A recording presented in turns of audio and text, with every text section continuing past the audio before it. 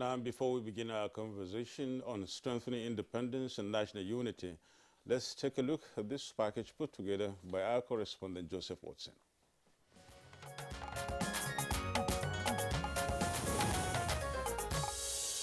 On the 1st of October 2021, Nigeria will be 61 years. It has been a journey of multi-ethnic nationalities, different religious groups, and dynamic political system under one roof as a united country. Blessed with huge potential in human and natural resources, including agriculture and minerals across the country, Nigeria has the needed push to be a great nation. The merger of the Southern and Northern Protectorate in 1914 by the British colonial government gave birth to the country, but it took patriotic and passionate struggle from the people and their leaders for the country to gain independence on the 1st of October 1960, with Sir Abubakar Tafawa Balewa emerging as the first federal prime minister of Nigeria. However, Nigeria marks total independence from the British when it became a federal republic on 1st of October 1963, with Nnamdi Azikiwe as the first president. Political unrest led to a military coup in 1966. This will be followed by other military juntas until October 1st, 1979. There will be another military intervention in 1983. Nevertheless, since 1999, Nigeria has enjoyed uninterrupted democratic government. Bad governance has, however, set a pace for economic hardship, which experts peg to present insecurity, ethnic and religious tension in the country. Amidst these challenges, Nigeria still remains an indivisible country. As it gears towards 61 years, what role will patriotism and strengthening diversity play to fortify the nation's independence and national unity? Guests on Good Morning Nigeria will share perspectives on this soon.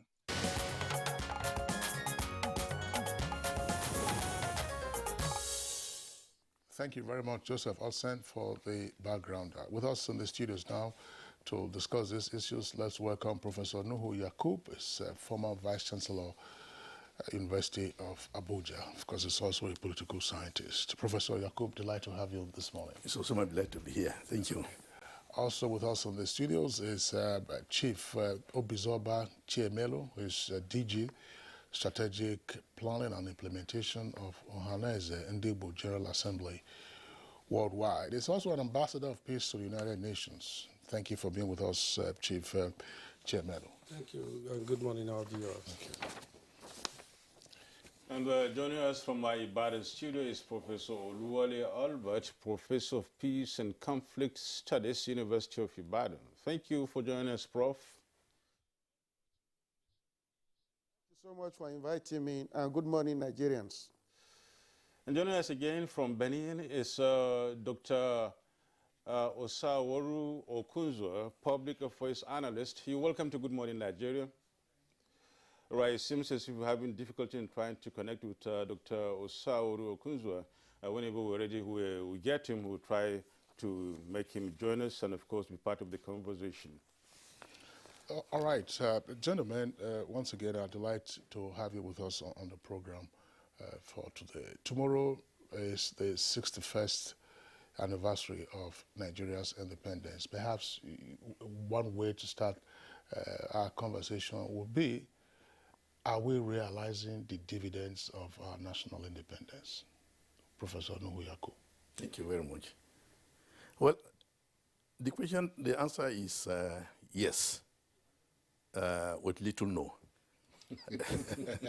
How little is the no? That's right. Yes, because, for 61 years now, we've been together, despite the rancors, some misgivings, and, what one will say, civil war, not in the sense of the civil war of 67 to 70, but even after the civil war of the 67 to 70 period, we are still engaged in, internal squabbles, which I think, up to now, we should have overcome. Not necessarily because Nigeria is indivisible. In fact, the point has to be stressed. It's not that Nigeria is indivisible. It is possible. I mean, if you look at hegemonic states like the former Soviet Union, scattering, Yugoslavia also dismembering, then you can see that, the thread that actually connects Nigerians is so thin that it can snap any moment. But as I said, we have actually enjoyed, what one would consider to be the dividends of independence, because, despite all the problems we've had over the years, we're still staying together. And a lot of people actually think that this country, can, actually assume its destiny, which is that it's a formidable country, the largest country in Africa, currently a country with the largest economy in Africa. And then we have, what, a number of countries are looking for, which they don't have, both human and material resources. So we can actually, turn the fate of the country around and actually continue to proceed on, a very sustainable national integration and development. Thank you so much, Professor Nuhu Yakubu. Chief Obizoba Chemelu, what's your take on Nigeria 61 years? Yeah, thank you very much. Just like as Prof said, Nigeria at 61 will have a lot to celebrate. At least, even though we have our ups and downs, every country has its ups and downs. Yeah. Every country fights to make sure that they stabilize the system politically and economically and otherwise. So Nigeria is not an isolation. Just like as he mentioned, after the Civil War that ended in 1970, we've been having our challenges. Our challenges, unfortunately, most of our political elites and our traditional rulers recently are not doing enough to harness our diversity so that we begin to forget about our tribal sentiment or religious sentiment. If you watch what happens to the various segments of the country today, you find out that it's difficult with Nigeria is having. It's not about the government per se, even though we have some issues with the government, but it's about the people. The people have been able to put in disarray by the people they expect to look towards as their role model, who would give them the sense of belonging and give them the quality advice so that they can be able to come together. Just like as Prof said, it's not as if Nigeria cannot be divided or thereabout, but what binds us together is stronger than what separates us. In this Nigerian context today, for instance, over the weekend I was in Kano for an inauguration of Igbo community in Kano, organized in Igbo.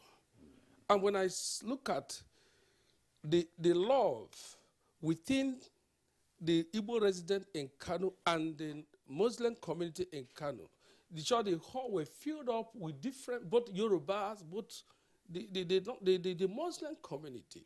In short, they gave award to one of a very strong member of a political personality in that program over the weekend on Sunday. It gives me joy that there is hope for this country, because not as the way our media have painted it is not the way it is. We have a lot of media propaganda. These mushroom media have not helped the system. Every time they prompt up with issues that divide us, that instead of giving us the issue that unite us, we have our challenges, and our challenges are enormous, but we'll surmount our challenges where we sit down together to talk as a people.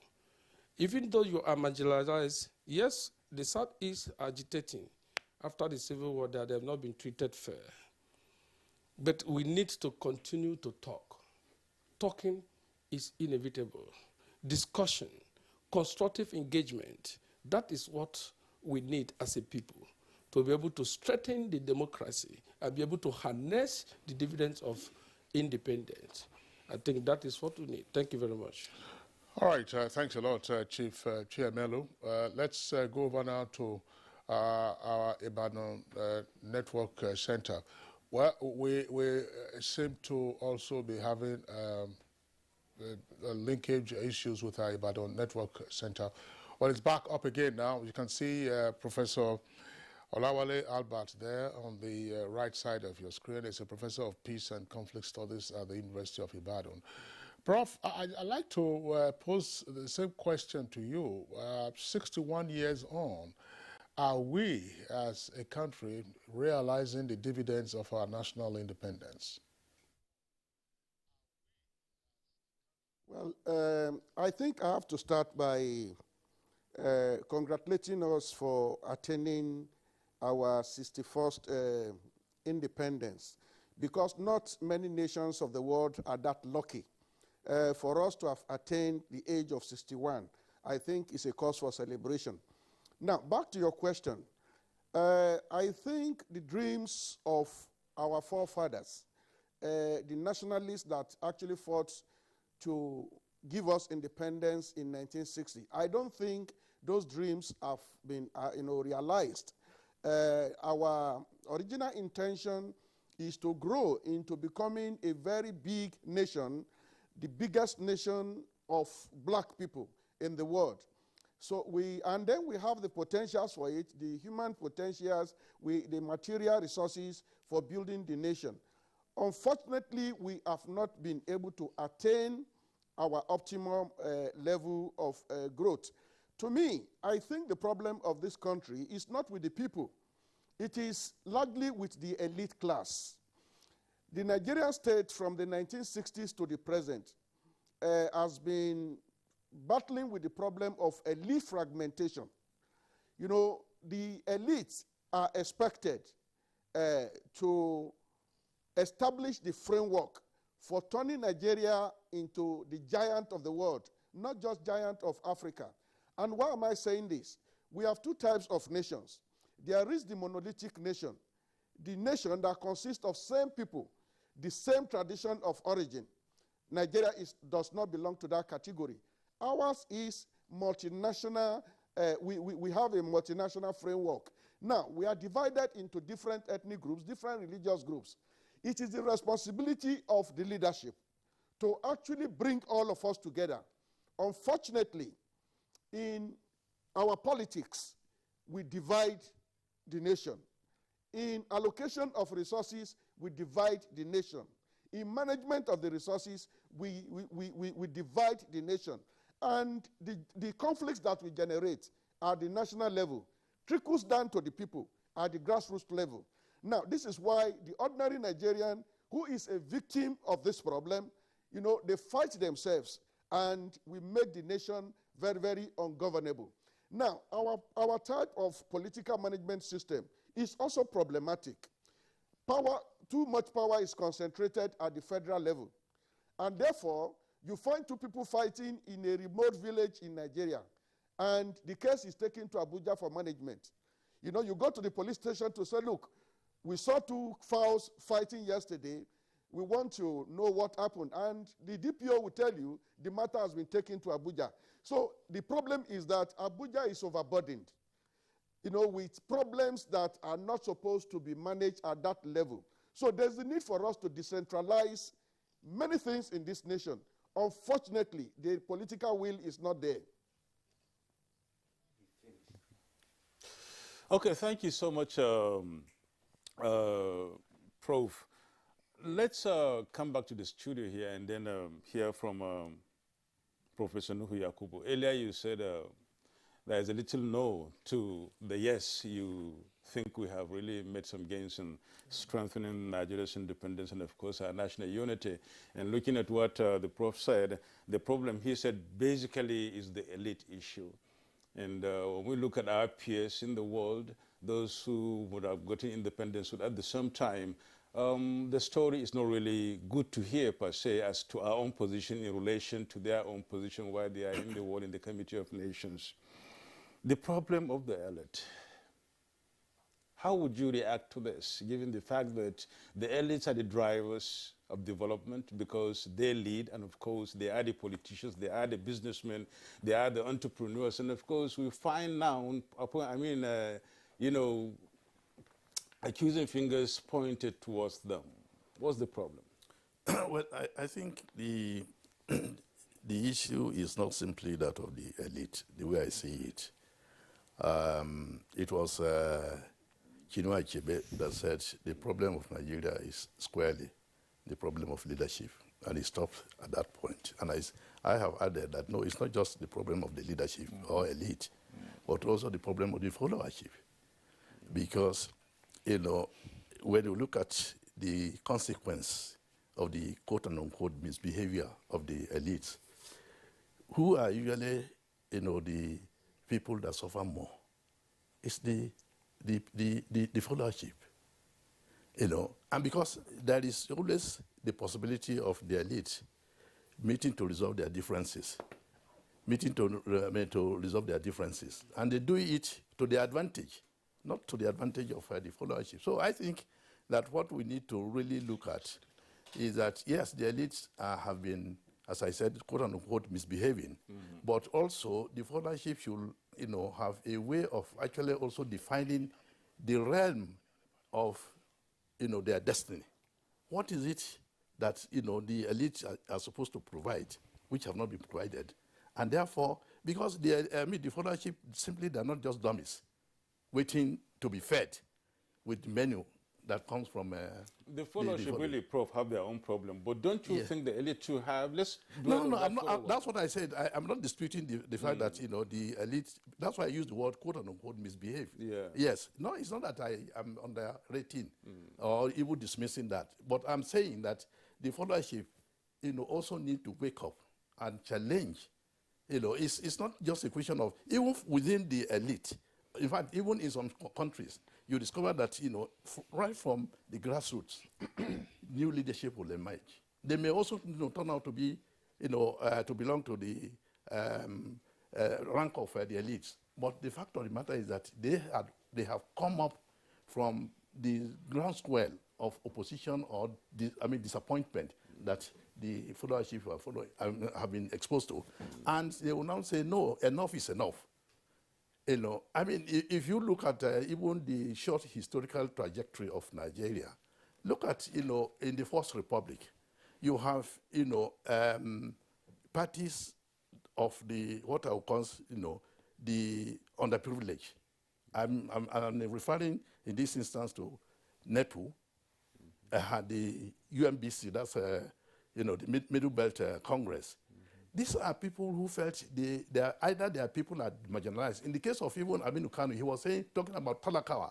The Talakawa, that is the entire, you know, underdogs in the society. That is the marginalized, the people who are really marginalized. And honestly speaking, I don't want to accept, you know, this notion that, oh, it is either the profiling of a particular ethnic group.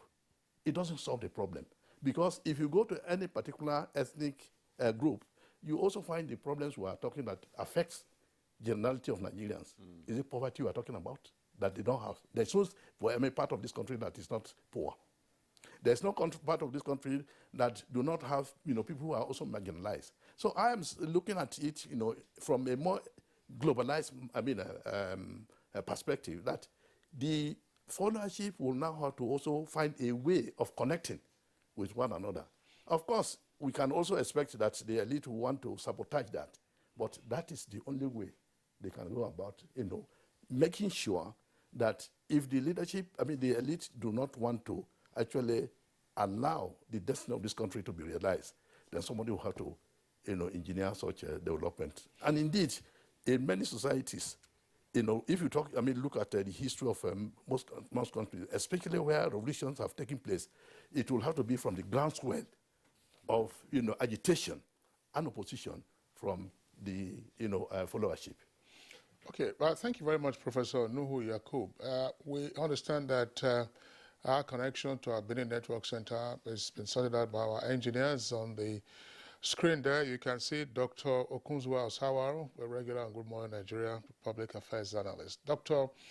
Osawaru, same question that I would like you to also take as your opening salvo. Are we realizing our dividends of national independence 61 years on? Good morning, Kingsley, and good morning to all our compatriots in the studio and in the Badon. Well, I think Professor Yakub has stated it so nicely, and I'm very, very impressed. You know, he's talked about a big yes and a small no. You know, we actually have to draw a kind of balance on the left side, on the right side. It is true that it's a thing to celebrate that we are able to form an entity called Nigeria.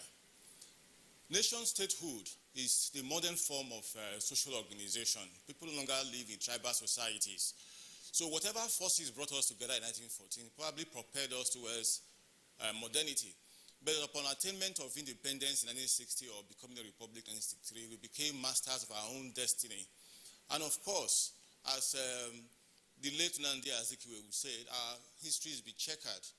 There are some mistakes we have made, which we can correct, and the potentials we have, our natural endowment, our human endowment, and so on, which can also harness to make progress in the country and make Nigeria really fulfill his stated destiny, being a black power, being a sanctuary for every black man around the world, and so on and so forth.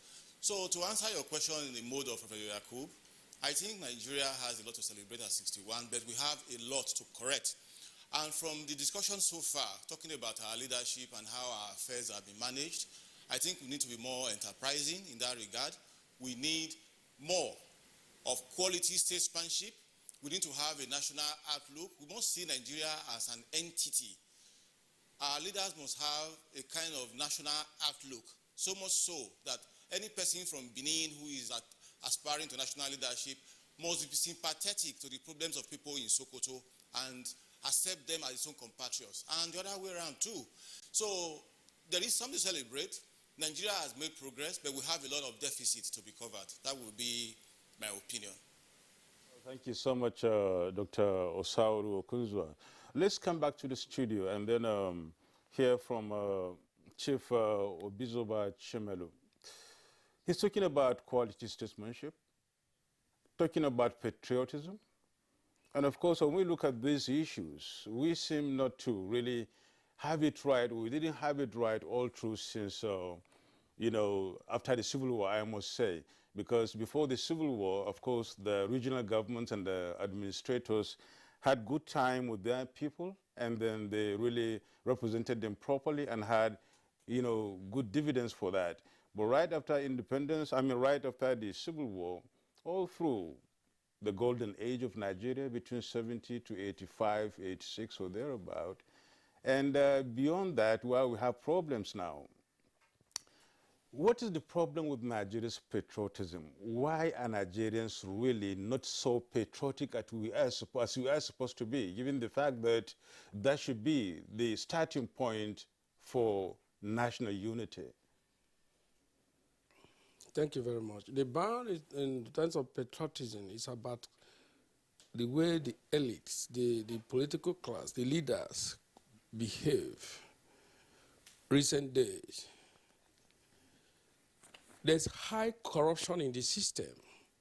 And when the system is highly corrupt, then you hardly can make any progress.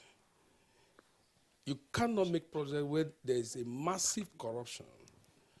Sometimes I disagree, you know, just like our counterpart in Ibadan said. It's not about concentrating on concentration of power at the center. In 1999, when Olusegun Obasanjo attained office, he made sure that the governors at that time conducted local government elections. And the local governments were functional very efficiently. You can able to attest some local government going to communities to fix electricity, because these are the government that is close to the people. But today, you can only see a senior houseboy as a local government chairman coming to government house every Monday morning to come and answer the governor, "Good morning, sir. We need pocket money." You say a senior houseboy? Yes. Okay. No, that is what I classify them for. Because people don't talk about this governance. The governors are the emperor. They are the biggest problem Nigeria is facing today. They always wield their power. Remember that they have become a chief executive officer each time they want to withhold their political opponent. But it has to be do with creativity, if it has to do with making sure that there's corporate existence of the people, they will say they don't have power. When it has to do with security, they will tell you they don't have power. But they have power to mobilize police to go and destroy political opponents' property. But they don't have the power to mobilize the security to secure their terrain. It is a serious problem. I've had this conversation in several fora.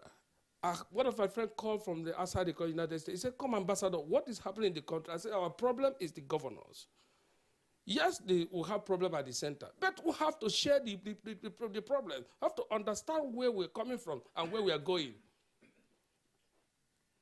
Today, it can no longer see the local government is as dead as anything. For instance, we are celebrating the passage of Petroleum Industry Act, signed by the President signed by President Muhammadu Buhari. And some group of governors I started agitating that even the 3% or thereabout allocation that's supposed to be meant for the host community should come to them, that they're a better place to manage the resources. When you have managed 13% derivation and you have not been able to give account of that 13% derivation to the host community.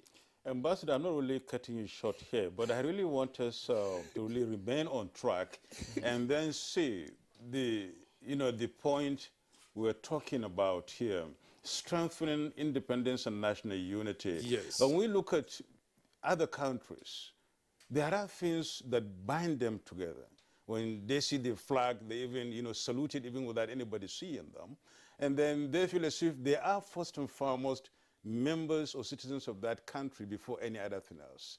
That is not really obtained in this country, so much so that people don't feel as if they have anything at stake as a Nigerian. That's what you're talking about. Why Nigerians feel that they're not being carried along, they're not stakeholder in the project of Nigeria. You imagine you say a Nigerian carrying a Nigerian flag and burnt it or paint it bad colors. We no longer respect our unity. We no longer respect our symbol of unity, which is our flag. Because actually there's strength in diversity. If we harness the diversity, we put into use, Nigeria will be a better place. Just like Prof said, Nigeria is the largest black African race and the largest economy in Africa. But yes, we still have very serious challenges because there's a division and disconnect between the political elite and the people. So on that note, we've not been able to, but in terms of democracy, for sure, we have a lot to celebrate because at this current day, we are talking about rail. We would have talked about rail some years back, but today, at least, it's better than starting than doing nothing. Today, we have a lot to be celebrated because we are still alive, even though we have challenges of security. Insecurity is not just for Nigeria, it's all over the world. It happened in America, it happened anywhere. But we have to come together to fight our common goal because there's unity in diversity. And in diversity, there is strength. Okay, thank you very much, Chief Chair Melo.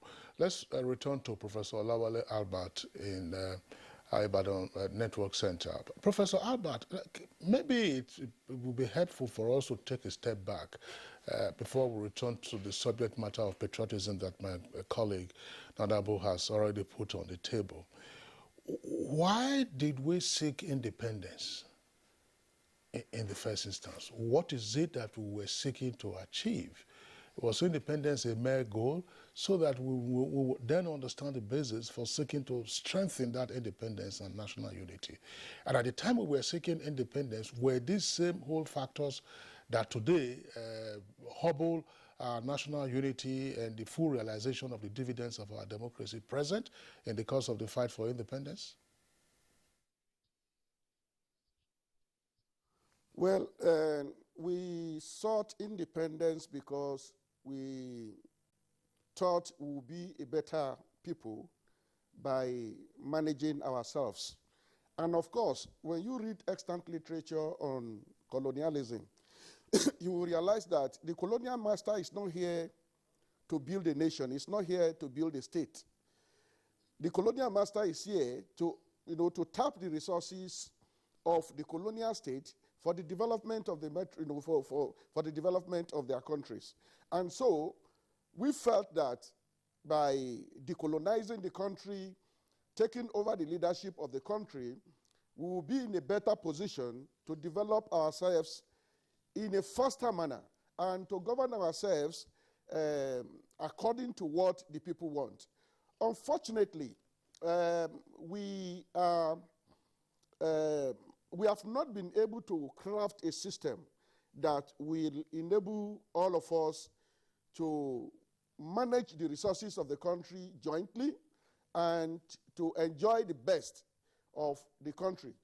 We have actually been having conflicts since the 1914 amalgamation.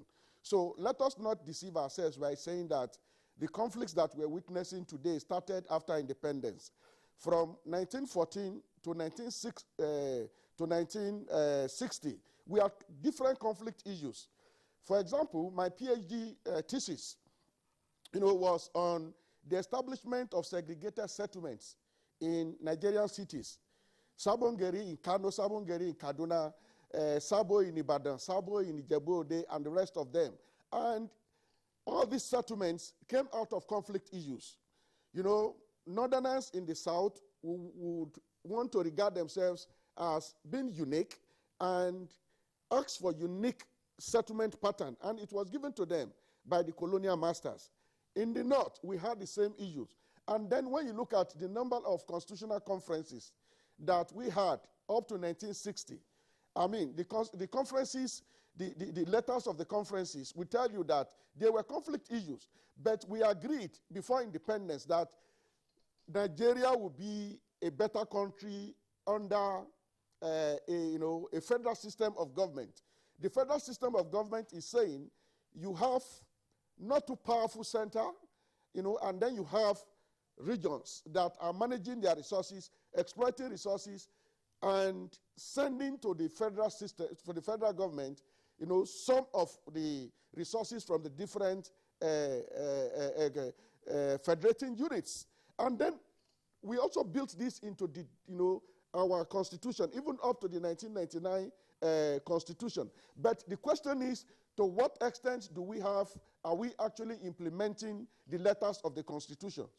The constitutions, if Nigerians could be committed to the so-called demonized 1999 constitution, because sometimes when we speak about 1999 constitution, we speak about it as if it's a demonic document. But to me, I don't think that document is as faulty as we often say. My problem is that we are not committed to the implementation of what is contained in that document. So if we decide today to have another constitution, a constitution made in heaven, if we are not willing to abide by the terms of the constitution, we will still be saying the same thing we are saying now. Professor Olawole. Professor Nuhu, let's look at this independence thing and then see how we can really strengthen it going by what the topic suggests, and then find a better way of enhancing national unity. Before independence, there are lots of Nigerians have traveled wide, really. They've been crisscrossing this country even before independence. They've settled in so many places. When you take the instances of people that came, that left the north and then went to the south and the east and settled and then become, very prominent there. For instance, when we look at the case of Umaru Altine, the person who became the mayor of Enugu in the 50s, is from Sokoto. And look at the case of, more especially, Emmanuel Abubidike, right? One, somebody from, from the east, who was, representing Badagry, Ifelodu, and then Ajeromo constituency in the Western House of Assembly. And so many others like that. Talking about what the ambassador said when he went to kind of this weekend and how he found that very gathering, very, interesting combination of all Nigerians in that. Why did you leave the track? Thank you so very much for this question. In fact, I always try to look at the problems, the political problems we're having from the sociological point of view. For instance, if you look at the communities of Isekiri and Urobo, they are considered to be the most married, intertribal marriages that we witness in this country. There was a time when it was, especially during the later part of Babangida's administration, there was so much, internal strife between these communities. And I just wondered, if these people are considered to be the most intertribal or interethnic married, people, why can't there be a kind of, peace mechanism, between them? Why should that be a problem? And if you extrapolate this to the wider Nigerian space, you discover that is precisely what we're having. We have so much in common. People have talked, contributors have talked about the fact that Nigerians have gone to live in another part. Some have lived in another, either south, from the north to the south, from the south to the north. And why is it that we are still finding it difficult to integrate? That's the big question. That is the big question. And I think, we really need to go beyond even, to find solution to this, or the answer to this question. And I think we can do it by simply, saying that, for instance, in the Constitution, they only put emphasis on indigeneity instead of, place of residence. Why can't we emphasize in our Constitution? Because, if you are really eking for unity in this country, we have to, if we cannot do it, in a manner that is cultural, that is that we are all human beings, people can come and stay together and forget about their difference because we're all human beings. If we can't do it, then we have to actually bring a policy document. And in the Constitution, we can insert that residence is the basis for representation. Many people will not accept, but this is a unique solution to the problem. That was just in the past, really. That's what it was. It was not as problematic as we are now. You mentioned Altine. Altine, there was no such provision in the Constitution, yet Enugu people accepted him to be the mayor. Yes. And you also mentioned, the representative, an Igbo representative who is in who was elected a representative from Badagry. It is very easy, these are isolated cases, rather, let me put it that way. But if we really want to emphasize on pragmatic approach to unity in this country, I think that, it is time for us to now insert in the Constitution that residence is key to, communal living. And it becomes very easy. I have benefited from, this extension of this privilege. I am from Kogi State. The distinguished Senator Wamako appointed me vice chancellor to be of his state, Sokoto State. State University. State University. All right. And it was all. When I asked Your Excellency, why should I be considered? He said, Prof, you have been in Sokoto for God knows how many years. You have contributed. And indeed, at the point I was appointed, not less than 10 permanent secretaries in the state at that point were my former students. Okay. So I have contributed. The governor said, you have contributed to the development of this state. Why not? You have also served as, head of department, dean of a faculty. You are deputy vice chancellor within the same university before you got appointed as vice chancellor in the University of Abuja. So you have a track record, and I want you to come and set up my university for me. So you see, the point I'm saying about residence as a basis for either representation or giving people positions of responsibility, is what works in my favor. So I think that we can solve the problem. And His Excellency Ambassador also mentioned the issue of corruption. That is a major problem, for our unity. Because everybody, and that's why people will rather go back to their communities to get, elected to represent them at the center or at the state level. because they think that, people think that, oh, if I have my people there, they are the ones that will represent my interests adequately. And that is really not the case. People who go into government, evidence is there. I'm even working on issue of corruption in Nigeria as it has affected the democratic process we want to establish in this country. And I discovered that corruption is the one that has actually eroded the inability of this Nigerian community to have a democratic system functioning. Thank you, Professor Nuhu Yakub. But I was just wondering, the view has also been expressed that when it comes to corruption, there's no ethnicity, there's no religious dichotomy, that corruption doesn't know the color of any of these differences. It is seen as a win-win. Once there's money on the table, we'll forget wherever we come from and say, let's split. Isn't that the case? That's the permanent interest. That's a permanent interest. That's the permanent but it is access, fighting over resources and all that some would say. But back to Dr. Osawaro in our Benin Network Center. Dr. Osawaro, when we say strengthen our independence, the whole idea will be independence for what? Ability to govern ourselves for economic prosperity, govern ourselves for the well-being of the citizens. What is it that we can better do in this regard to ensure that the goals of independence are fulfilled tremendously, and then we have our place, rightly so, in the sun?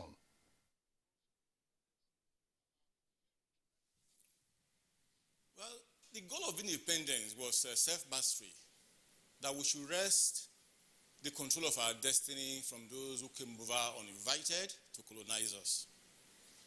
And so far, we are having a discussion now amongst ourselves. We are not blaming anybody, whatever we are ending up with, apart from some forms of external interference. We don't have any person to really blame for our situation. So that's what independence is supposed to be. We are making our bed the way we like it, and we are lying on it the way we also choose. Now, the situation is not altogether acceptable to majority of people, at least aesthetically, and we want to move away from it. That very independence is going to be the instrument we need. We don't have to appeal to any higher authorities.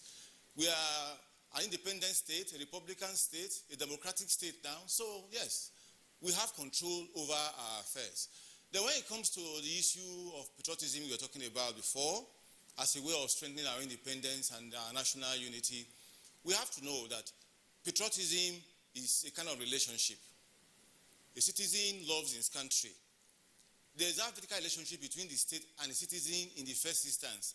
Now, what is going to be the content of that relationship? Because there must be a bargain. What does the nation state owe the citizen? So it comes back to the issue of leadership and good governance people have been talking about in the studio and in Ibadan this morning. So if the affairs of our country are well run, and every citizen sees himself as benefiting, of course he's going to love the country.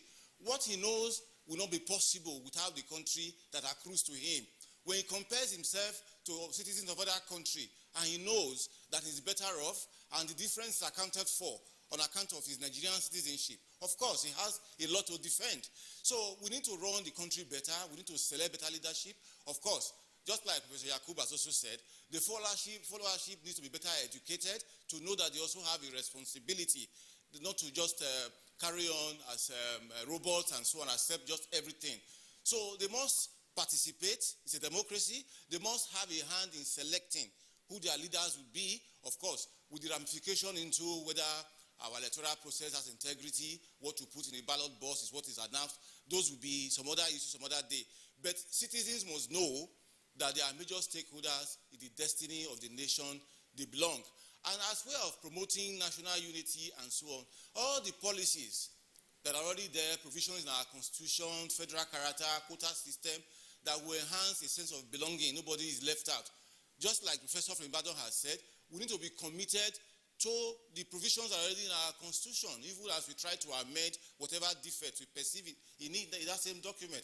So it's going to be an enterprising thing. We need to get leadership that would infuse a lot of energy into the deficits we have suffered and so on.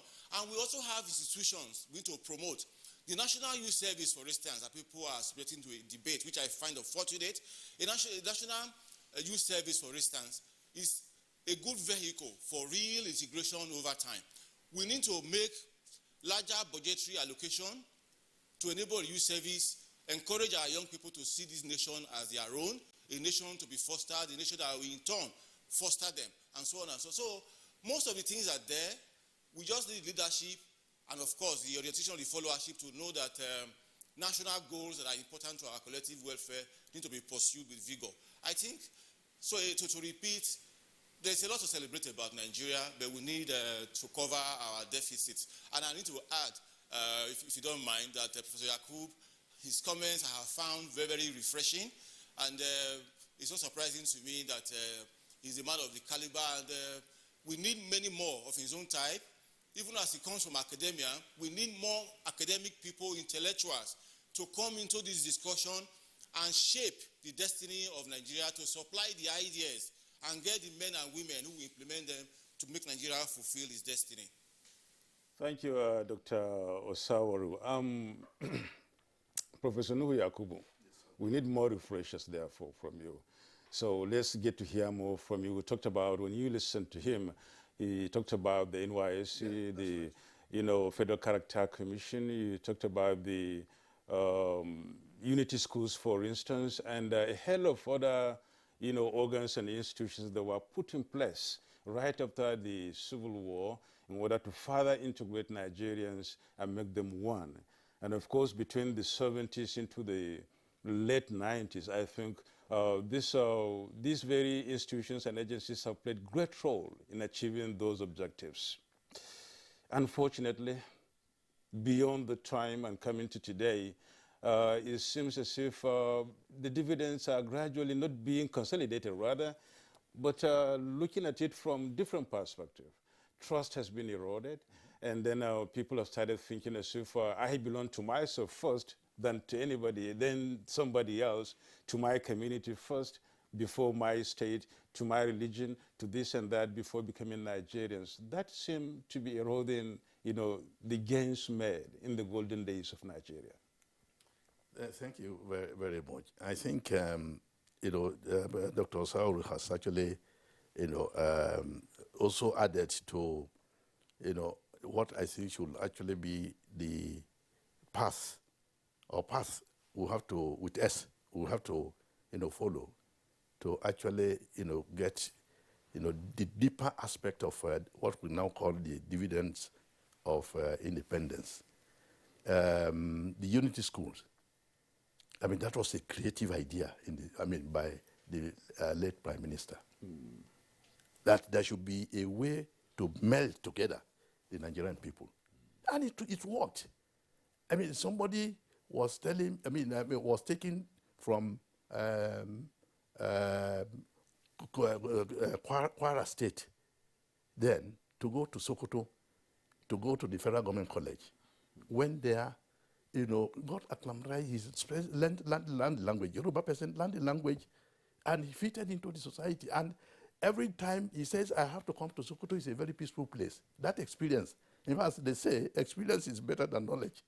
That experience, has actually created a sense of patriotism or, belonging that would not have been possible if he didn't experience it. But I have a problem with this issue of, a federal character. It is not an affirmative action, the way people are defining it. And because it is now a question of, everybody will have to be given, every state will have to be represented. I recall that when the president came to power, was elected in 2015, he actually made a statement to the effect that, he was forced to go and have several ministers that were unrequired. If only he was, the Constitution had not stated it. Everybody has to be represented at the federal level. At the state level, every local government has to be represented. And it actually contributes to the cost of, governance, which could be avoided. And therefore, I am arguing, I've always been arguing that, federal character is not the solution to this problem. What we need to do is affirmative action. Now, this is an area that is backward, either educationally, put in more institutions that can help and galvanize, the local people.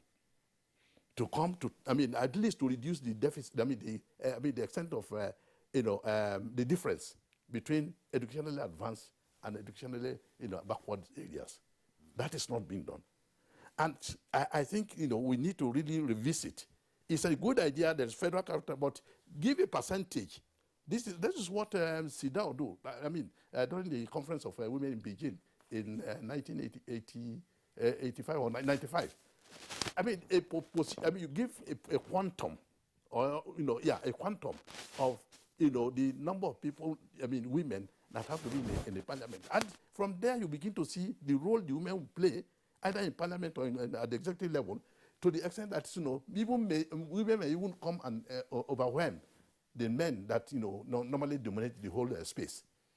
But if you just leave it at everybody must be, every state must be there, then you end up having people who go there and their mentality is simply that I'm representing the state, instead of on the basis of the fact that they are competent and qualified. And the way politics, in fact, corruption is not just about people stealing money. Even policy measures of this nature will actually lead to corruption, because you end up having people who are not even qualified to be given such a prominent position. So I will support most unit schools to be built. I will support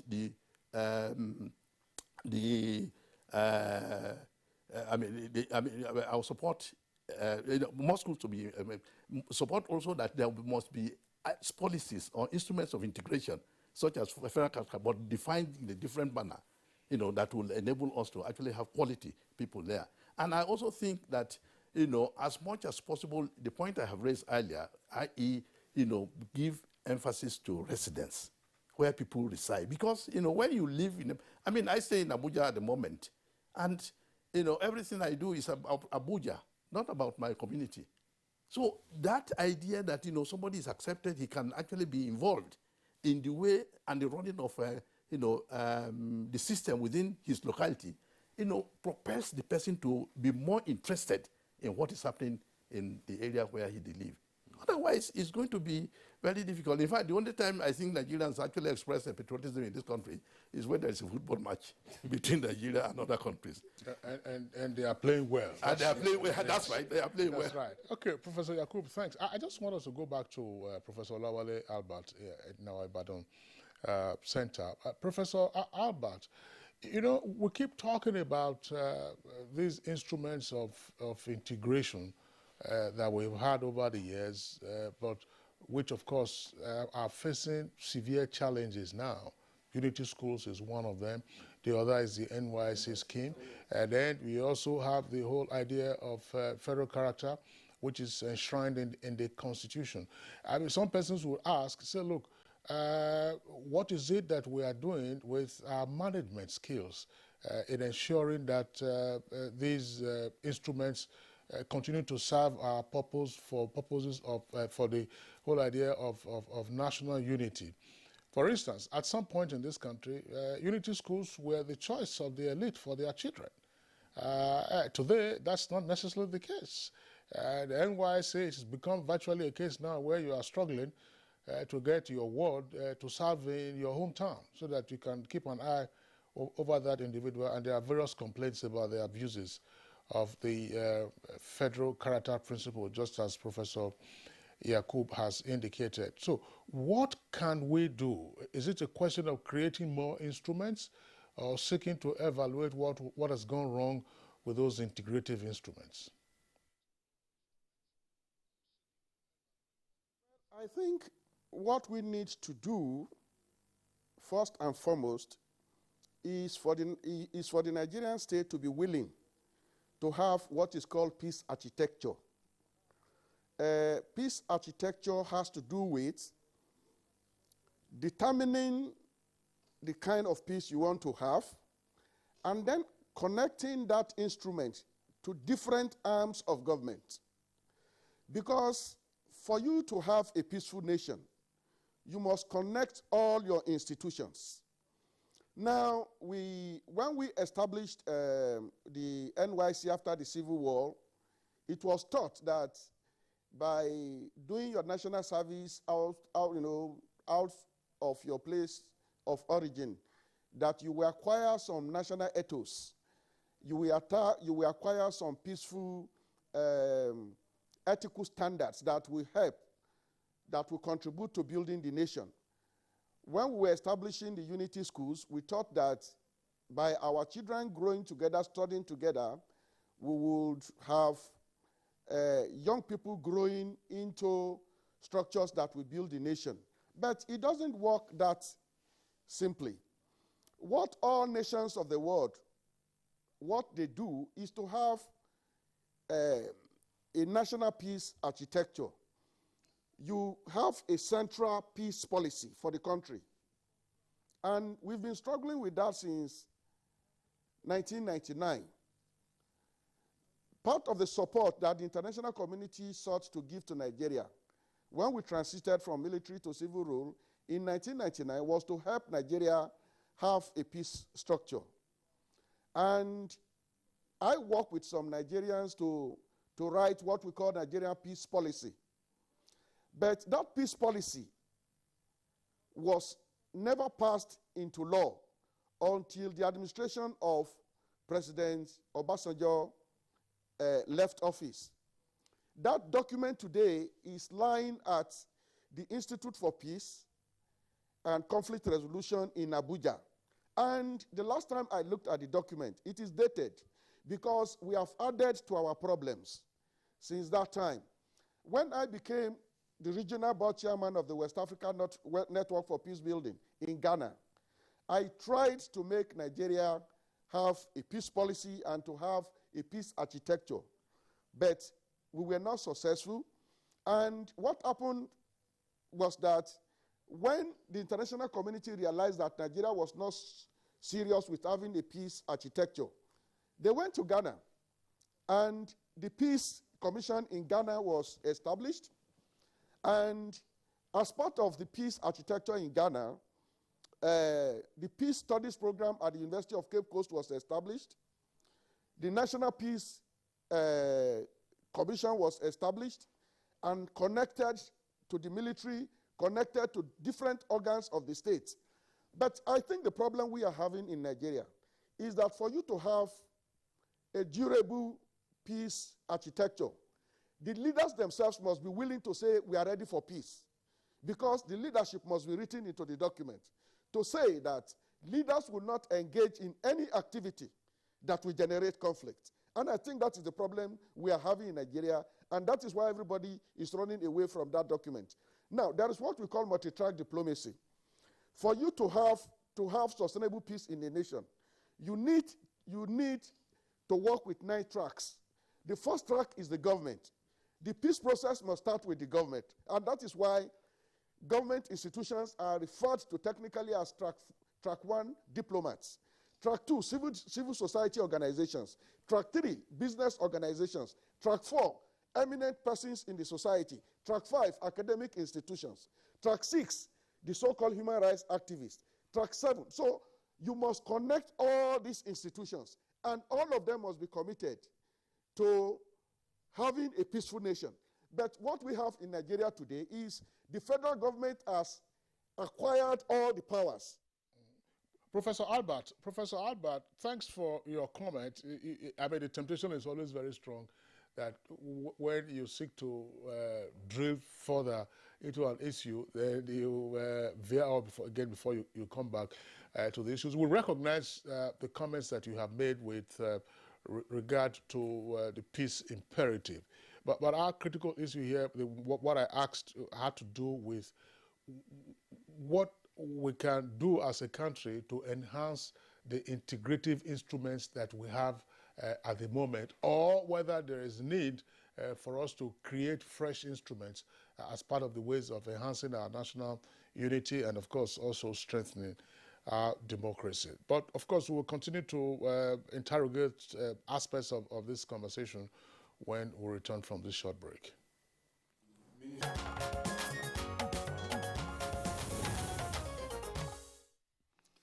Well, it's Good Morning Nigeria, reaching you from the Nigerian Television Authority. Here we're discussing strengthening our independence at 61 and, of course, strengthening national unity. Before we went on break, we were discussing the issue of trying to see how peace and conflict resolution could really enhance that. But I'd rather not take it up from there. Let me go over to, or rather speak to Ambassador Ubezoba, and then hear from you. What would you tell Nigerians about these issues? These issues are talking about what the Prof said and what our colleague in Benin said, what the converse, one of our guests in Benin said, that is, when we look at these agencies and institutions that were put in place to strengthen national unity, over the years they become something else. And then the elites have not really, taken advantage, did not really take advantage of these institutions to further strengthen the unity of this country. And at independence, it was all about trying to see us how we can manage our own affairs, because the British people, or rather the British, have gone. What else? How do we really enhance national unity in this regard, using these institutions, especially the NYSC, for instance, and the unity schools? The Prof already thrown more light on that. Your own opinion, how do we strengthen national unity using these institutions or any other ones you can prefer? Thank you very much. The issue of national unity, just like as Prof said about unity school, in past few months ago, I had some of the House National Assembly members agitating for the scrapping of National Youth Service Corps. I said, no, we are of view that there's no way you can scrap National Youth Service Corps, because that is one of the only things that remain that keeps us together, make us to connect to various state and community. You raise your child from Imo State, maybe from primary, secondary school to university, and he's going to have a National Youth Service in maybe Adamawa or maybe in Yola or thereabout. You go there and sometimes they don't even come back again after their youth service, because when you go there, you find out the environment is even a bit better. You key into the system, sometimes learn the languages of that place. So that is the ban of that National Youth Service Corps. So there's no way you can scrap such. The only thing we'll have is a lack of managerial skill. Some of the institutions have not been able to live up to expectations. You create an environment where you train and retrain people in the various departments so that I can be able to give you the quality service you so desire. If we have a strong character, a managerial skill, like National Orientation Agency, and also so many agencies that have been set up by the government that have the statutory mandate to be able to educate and interact to our people. Some of them are not even going to believe it. You can't even hear them. They're no longer even talking. Before, when we're growing up, you can see some advert from them telling you, love one another, do this and all that. Sometimes they even speak. You see, I was trying to speak your Igbo language during, interactive session and all that. But it's no longer there. I don't know whether it's funding, but because the institutions are very weak. We need to build our institutions to be able to lift out expectation, because the world is fast revolving. We are not revolving alongside with the world. If you have budgetary allocation of, for instance, 10 million in one ministry in 20 years back, today you expected to raise that budgetary allocation to at least 20, 30 billion, because of the challenges we are facing today. It's not the same challenges we were facing during the 1960s. If we talk about 1960 and talk about today, we have so many institutions. How many universities do we have in the country today? How many are being properly funded to be able to go into science and research? COVID-19 is all over. So many countries have begun to do their research to develop their vaccine. Have we been able to, within our context, within our capacity, to be able to do something and develop something and call our own? So the institutions are not we don't have institutions, but the issue is that the institutions are weak. And corruption is part of the key element that destroy the system. Corruption is high on the high side. It's very on the high side, because if you deal with the issue of corruption, I think we'll begin to get relatively results. Without sanitizing the system to an extent, you can't kill corruption completely. After all, even those who are fighting it all over the world have not been able to do so. But we are saying if we can be able to contain corruption to the barest minimum, you will see development, you will see unity, you will see national cohesion, you will see national integration. Everything will revolve. Thank you, Ambassador Chiemelo. Back to Professor Nuhu Yakub. Let's just remind ourselves of a comment made earlier by Dr. Okunzuwa Osawaro, that the age of tribal entities as administrative units, that age is long past. And when you look at Europe, for instance, there is something that is of a challenge to us from what we know of European countries today. Two of the most advanced economies in Europe, Germany and Italy, were made of small ethnic, if you like, tribal groups. Mm-hmm. But as Osawaro also indicated, we need a unifier. Giuseppe Garibaldi was a unifier of Italy. Mm-hmm. Otto von Bismarck was a unifier of Germany. Mm-hmm. What can we do to generate such unifying enthusiasm amongst our people and to make that a national goal? This is all part of the integrative instrument we're talking about, to say, look, this is a leader, this is the goal, and every person keys into that and say, look, this belongs to all of us. And then we are up and running. That's the greatest black nation on earth. Mm. What are the challenges in achieving this unification through appropriate leadership? Okay, I'm happy that you ended up by saying appropriate leadership. I think that is very key. Apart from the institutions we talk about and other modalities of integration, I think that what is grievously lacking is leadership deficit that we have in this country.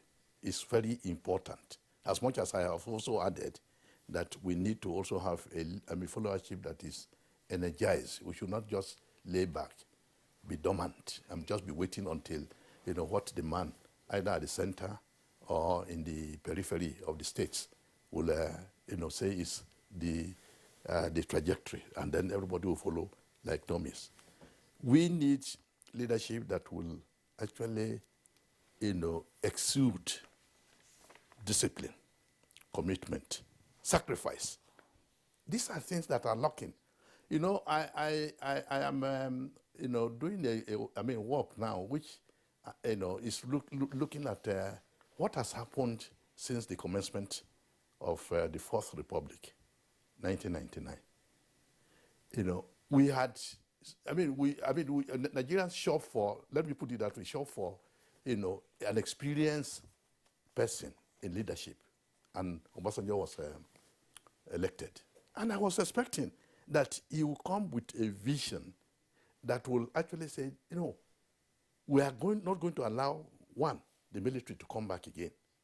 Two, we are going to ensure that there is equity. We are going to ensure that there is efficiency in the system. I'm not saying that he didn't try to come up with certain programs, but they were not sustained. They were not sustained because at a point he was even trying to erode constitutional provision of 2 terms. We are not going to run away from the fact that he tried to actually entrench himself.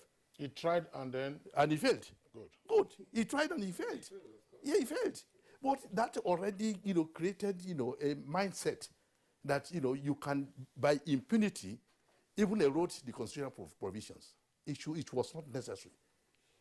So if we do not continue to have leadership succession based on what is this national vision that everybody has to key into, honestly speaking, we will continue to, either you hold conferences, you call people to Good Morning Nigeria program to come and discuss, unity of the people of Nigeria. We will not have it. The commitment from leadership is lacking. And then we do not have to run away from the issue of corruption. It's a major problem in this country. I look at figures of Nigerians who have monies in overseas countries. And you ask the question, how do they make this money? If you look at their career trajectories, you discover that people have not earned as much income as they had what they have in foreign banks. Is that so much of a problem? Is this so much of a Prof? I just want you to amplify this. That's right. Is this so much of a problem that they have accumulated that much, or that it bespeaks their lack of faith in the country by taking the money out.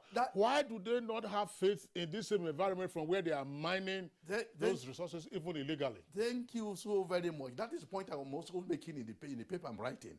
That why couldn't people display, patriotism and invest, save this money in this country? Investors would be able to access funds or funding for their, investment, which is denied to them. Yet that kind of money they have stored away, is helping to energize the economies of these countries. So I think the point is, this is why I said, we need to get people who are leadership to be patriotic. And Nigerians continue to ask questions. We just don't have to fold our arms and believe that, we have leaders and they are, philosophers. What do Plato would say, philosophers kings. No, our leaders, we should also define them as people who have their own foibles. And they have. No single individual is so perfect.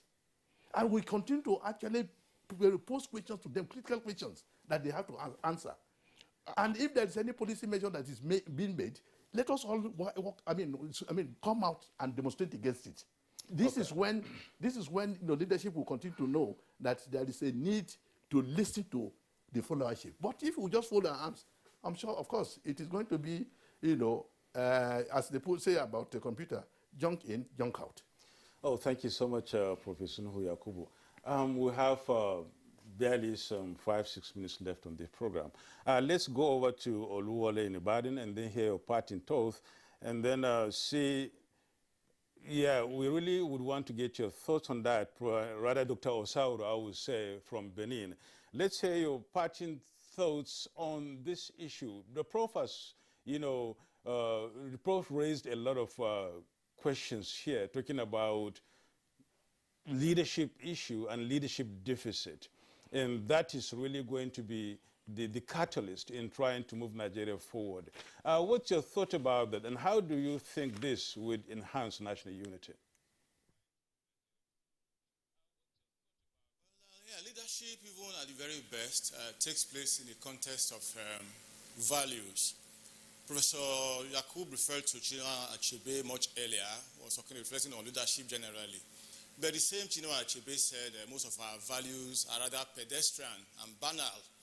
For instance, we talk about unity, harp on unity excessively and so on. But he felt, Chinua Achebe felt we should raise our game. We should talk more about justice. We should talk more about equity, inclusion, and so on. We need to create lofty values in the first instance before you now talk about how the leadership will implement them. And in building a nation, really, we talk about statesmanship much earlier on. We must have a very discernible leadership selection process. Our process appears a bit too random. We have had some good public servants. Nobody will deny what Chief Abefemi Awolowo did in Western region. And for those in uniform, in my own part of the country, people talk about Samuel Iwemudia as well. And you also have a lot of people at the civil service level who have done their best. But we must institute a kind of discernible process, as I said before, for leadership recruitment that is rigorous enough to be able to throw up a reasonable mass of people we can entrust our values to. The institutions we are talking about all morning, how to run them and make them live up to their purpose and so on. And then to put the welfare of Nigerians at the very, very center of the purpose of our national being. As a matter of fact, it's in our constitution as well. Maybe because our commitment to the constitution is a bit less. It is then our constitution that the very welfare of Nigerians is what Nigeria exists for. So we should raise men and women who will be able to serve this purpose even as we create new values that will raise the nation to achieve its own purpose, both within and without. Thank you very much, Dr. Okunzua Osawaru, for your comments. I just also would like to get the closing thoughts of Professor Olawale Albert from our Ibadan Network Center in the context of leadership recruitment and therefore seeking to get a unifier of diverse entities that we have in Nigeria. How do we avoid ethnic and parochial capture of leadership? Well, I'm happy that we are returning to the leadership question. We started with the leadership issue, and the agreement so far is that there is leadership deficit in the country. Nigeria may not be a peaceful nation if our leaders are not committed to peace building. And as we have all said, it starts from the leadership recruitment process. How do we identify our leaders? How do we recruit them? Our votes, do they really count during elections? And those who have been voted into office, are they actually committed to the peace of the country? Commitment to the peace of the country is saying that the recruited leaders will be committed to the letters of our Constitution, and their performance in office should be the type that will make Nigeria to be a peaceful country. I mean, we've spoke at great length on the issue of corruption. When you steal the resources needed for building a state, you are creating very poor people. And the more poor people you have, the more conflictogenic your environment is. Because if you are hungry and you are unable to feed yourself, of course you engage in anything to maintain your survival. So the point we are trying to make here is that it starts with leadership. And to me, it ends with leadership. Because good leaders will produce will attract and produce good followers. Well, thank you so very much, Professor Olawole. The point has been made really. In 30 seconds, Ambassador, your parting thoughts on Nigeria's 61 years and, of course, national unity. Yeah, will continue to talk, and constructive engagement is always needed. It's not yet Uhuru, but are we where we're supposed to be? The answer is no. But are we making progress? The answer is yes. Just like as Professor started by saying yes and small no. So I also align with him that yes, but small no. We will get there, collective effort. I think collective engagement and collective efforts will get to where we're supposed to go to. So and thank you very much. Actually, by maybe when we come here next year, talk about our 62nd independence anniversary, we shall be having a very big yes with no at all. That's right. Professor Nuhu Yakub, of course, former Vice Chancellor of the University of Abuja and Sokoto State University. We do appreciate you for your contribution to our conversation today. Yes, in caps, and then no in lowercase. Thanks a lot for being our guest this morning. From our Benin Network Center, we were joined by Dr. Okunzo Osawaro, a regular on Good Morning Nigeria and the public affairs analyst. Deep thanks also for your insight. From Ibadan, we had Professor Olawale Albert of the University of Ibadan. Gentlemen, thanks a lot. And here in the studios also, Chief Obizoba Chiemelo. Thank you very much for being our guest. Thank you. All right, so to close, let's go over to our sports desk. Yesterday, of course, Barcelona got battered.